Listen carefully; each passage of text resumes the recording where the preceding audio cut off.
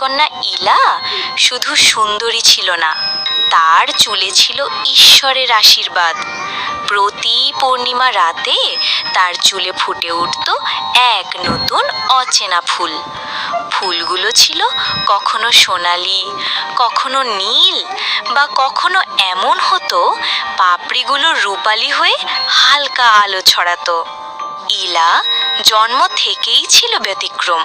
তার জন্মের রাতে চাঁদটা ছিল নীল আলোয় মোড়ানো আর মায়াবী। আর যখন মা প্রথমবার তার মাথায় হাত রাখলেন, হঠাৎ দেখা গেল এক টুকরো সাদা ফুল ফুটে উঠেছে চুলের ফাঁকে। ফুলটি কেউ চিনতে পারল না। রাজ্য জুড়ে খোঁজ চলল, কিন্তু তেমন কোনো ফুল কোথাও ছিল না।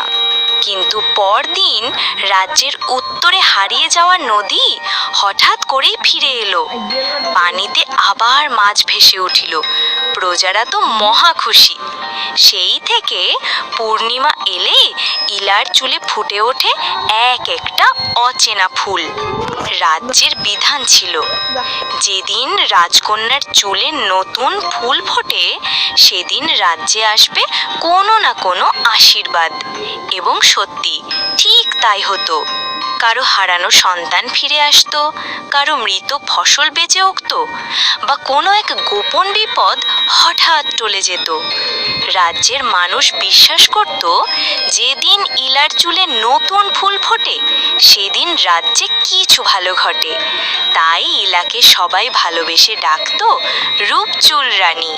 একদিন সকালে ইলা তার চুল আঁচড়াতে গিয়ে আবিষ্কার করে তার চুলের গভীরে এক সোনালি সুতো, যা চুলের গাঁথুনির মতো নয়, বরং যেন এক প্রাচীন ম্যাপ।